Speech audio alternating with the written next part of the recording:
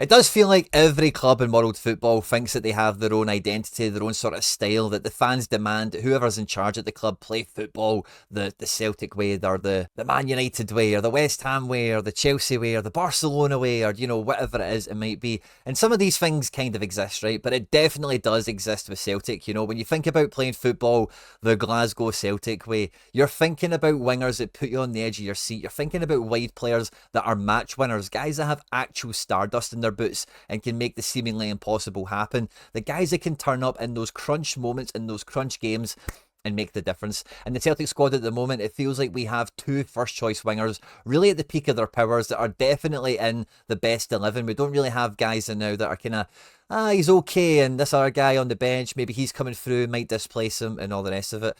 And in this video today, we're going to have a look at the current state, the current standing of the wingers that we've got at Celtic, because like I mentioned, our best 11 is pretty well dealt with, but it's the second string, it's the underbelly of that as well that we're looking at, because these are the squad players that help keep the level so high at the club. We will need to come in for us in some crunch games, in some crunch moments, to get those points and get those goals over the line for us. But I don't really think our second string, our auxiliary wingers, as it were, have been as weak as we find them right now. And this has got to be a point of the squad that Brendan Rodgers and the whole Celtic kind of backroom staff, as it were, are fully aware of and doing some work for ahead of the summer and the January transfer windows. At any point in the video today, as we look at all the wingers, if you do laugh, you learn, you like something or whatever, please do like and subscribe to the channel for more content like this, and get into the comment section and let me know what you think of the winger department. Will any of these guys step up to make the mark? Do we need to just throw the baby out with the bathwater with some of these guys and bring in some fresh recruits in the January to summer window? I'm always interested to catch your comments on these ones, guys.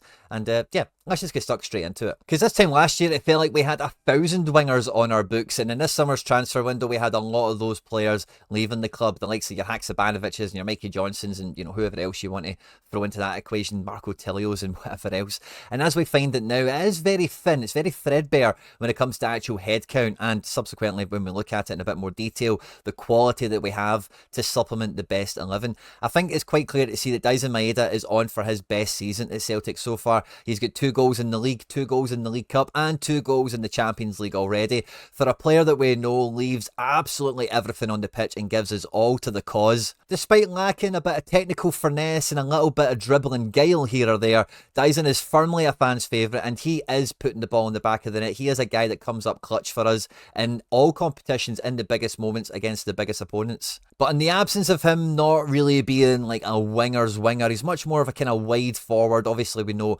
he's a big part of that mega press that we love to put on. On the other side of the pitch, we very firmly have a winger's winger in Nicolas Kuhn. And I think the early signs of promise that we've seen here on the channel last year when he signed in January have started to become fulfilled after a very promising pre-season. He has hit the ground running big time this year. In all competitions already, against the Champions League, the League Cup and the Premiership, Nicolas Kuhn has got 6 goals and 5 assists. And one of the things that's really exciting about Nicolas Kuhn when you've watched him over this period of time, of course we know he loves to come on the inside, he's good with a shot, but he can go on the outside as well, and it's something I didn't really notice until a couple of games into this season, but he is very, very two-footed. Opposition fullbacks don't know what to do with him. Is he going inside? Is he going on the out? And he reminds me in a lot of ways of kind of like Paddy Roberts. Remember peak Paddy Roberts? It required like 2 or 3 defenders, 3 most of the time, to stop him. He was a guy who was very capable of getting by his first man, and he was so good at dribbling that getting by the second man was on the cards quite a lot.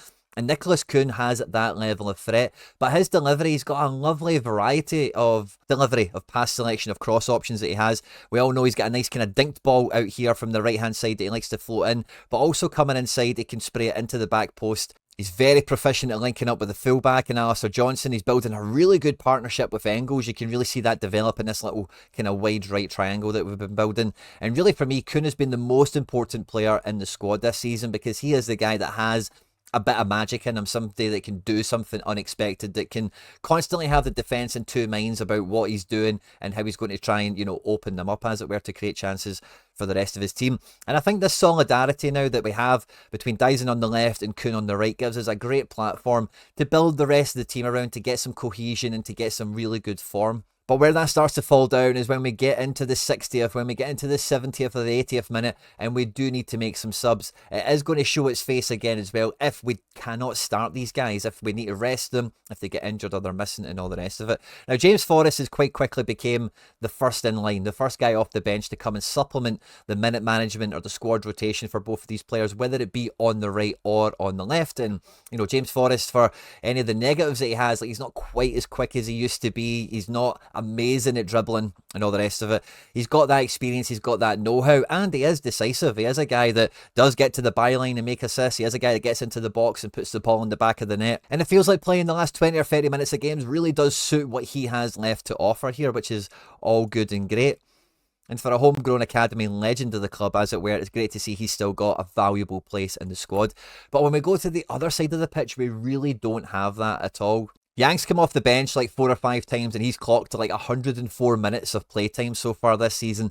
On his last outing, it was good to see kind of the old Yang back, but he's kind of a little bit of a mix of Daizen and Kuhn, in the sense of, like, he's very mega press happy, very hard working, and he has that bit of ability to actually beat a man. He can actually dribble, but he's maybe missing a little bit of the finesse and a little bit of the actual end product that both of those guys have. So it feels like he's still very much developing at the club, and with the time he's been here and the lack of minutes he's getting, he's really hard to think about as a guy that across the rest of the season, as the season starts to roll out, that if we see him starting on a regular basis or we see him feature from the bench on a regular basis, that, you know, we don't know how well he can contribute even at this stage here. He has shown glimpses, he's shown a lot of promise, but it's not really clicked into gear for him.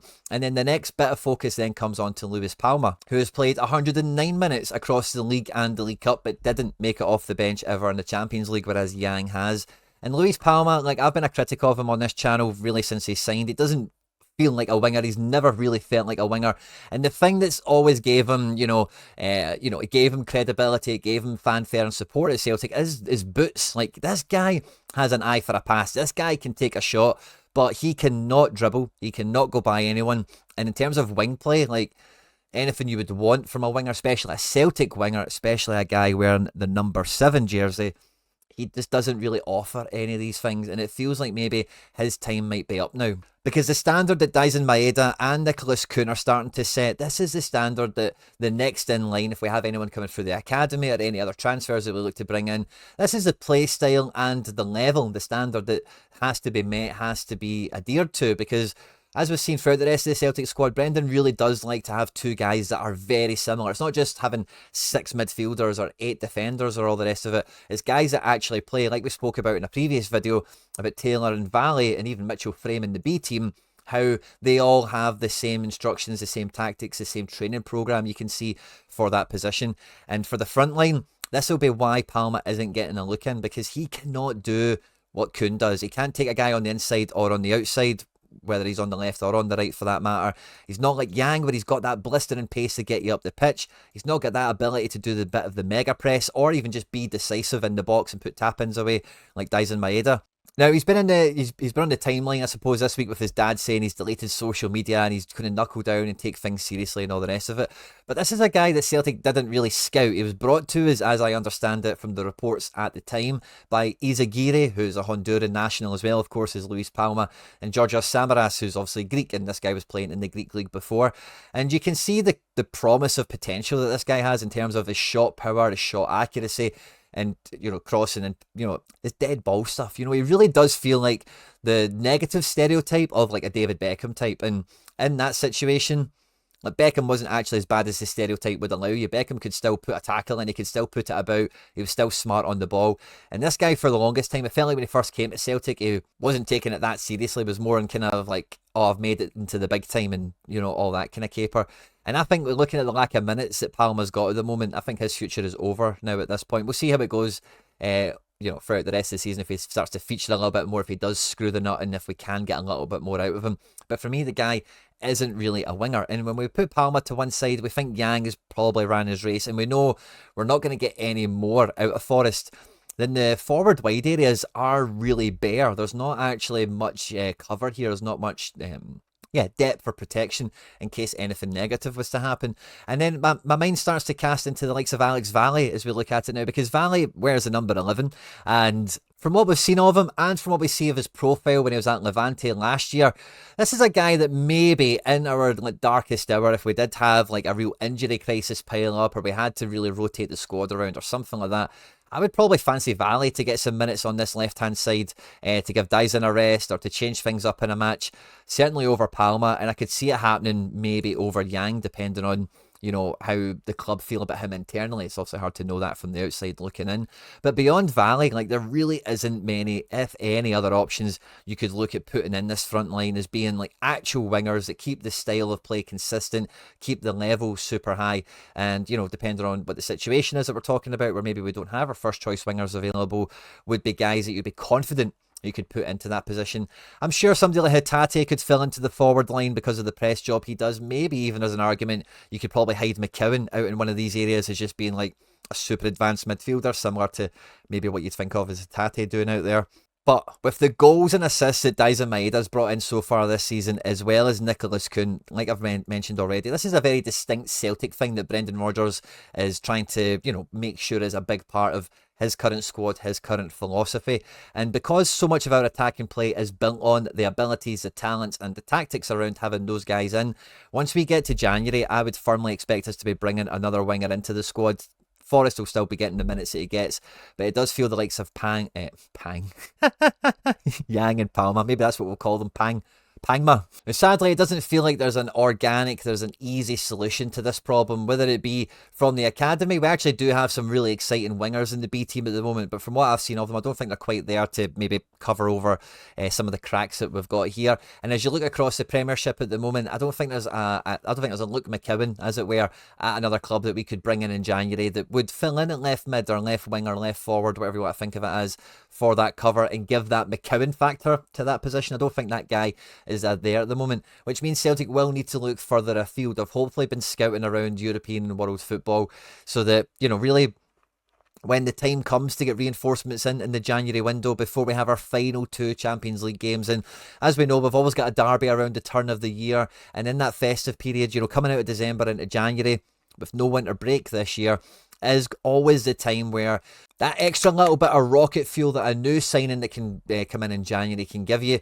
can make all the difference in terms of all the glory and success that the Celtic team will be looking to go and capture this year. So this is an area of the pitch I'm actually really worried about. For as long as Daizen and Kuhn are going to be fit and available, I think we're going to be fine. And I think there will be a little bit of an extra attention to detail towards managing their minutes. We might see Yang get a few more minutes to cover for Daizen, who's on international duty at the moment, and generally after that travel time we normally see maybe Palma get some minutes as well. So I think it will be making the best out of a bad situation with some of these guys. But when we get to January, this is probably one of the transfers I would expect to see us actually do in the January transfer window, because you can tell Brendan Rodgers kind of has his hands tied with the decisions he can make in game and even preparing the team going into many matches where, I know the first name on the team sheet thing is a bit of a cliche, but really the first name on the team sheet has to be Kuhn and Daizen because there's really no other option for them. You might say it's McGregor or Schmeichel or something like that because of captains and goalkeepers, whatever. But if you're the coach, if you're the manager of this team, you cannot look at very many, if any, games and think, let's just not play Kuhn and Daizen. We don't really have that ability, that luxury anymore. Whereas over the last couple of years, maybe we've not had it as a luxury, but like I mentioned earlier in the video, we had 1,000 wingers. So you could always try and get one of them to gain a little bit of form to take a bit of the pressure off of maybe if somebody wasn't fit or available. And it feels a little bit at dire straits now that we wouldn't be able to do that, failing some sort of wild card thing like an Alex Valley maybe paying off. And I really do hope and I really do believe that the numbers and the progress that we've seen from Daizen Maeda under Brendan Rodgers being a bit more prolific so far this year, as well as the emergence of Nicolas Kuhn, would give many talents that we would approach a lot of reason to believe that, hey, if I go to Celtic, I can not only play in a team that loves exciting wingers, that wants match winners to come from the wide areas, goal scorers and all the rest of it, but I can clearly see that these guys have moved their career on to play Champions League, to play for medals and win titles and play in big important matches. It's always something that Celtic has that bit of a carrot, but seeing these guys actually put the numbers up on both sides, it's not just one of them that's carrying that weight of responsibility of goals and assists and all the rest of it. I think it just makes Celtic a much more appealing club to bring in these sorts of players now, and hopefully we're not relying on maybe bringing another Yang or Palma in, guys from obscurity that like I've said before in this channel, like if I've not heard of them when we sign them, I think that's a red flag generally. And these guys are kind of living proof at that at this stage. So I hope it's someone that's been around the block. Maybe they've not quite made it into the big time, like a Nicolas Kuhn, but you know, you can see that they've got credentials, they've got promise, they've got potential to really go up on another level. And I think if we were to bring in another Nicolas Kuhn type guy that we're spending, you know, I know Kuhn was like 3 million, but somewhere you're spending between 3 and 6 million quid on, that is coming in to directly push up the level and directly compete with Daizen and or Kuhn. I think we could be going after some really exciting talents if we get our ambition level to match, you know, what we're seeing on the pitch and what we're feeling as fans. And let's just cross our fingers and toes for none of that worst case scenario stuff coming true. I hope you enjoyed this one, guys. On screen and now some other stuff that I've made that YouTube thinks you might enjoy. Don't forget to jump into the comment section in this one and let me know your thoughts and feelings on the winger department at Celtic. Hail, hail, and Mona Hoops.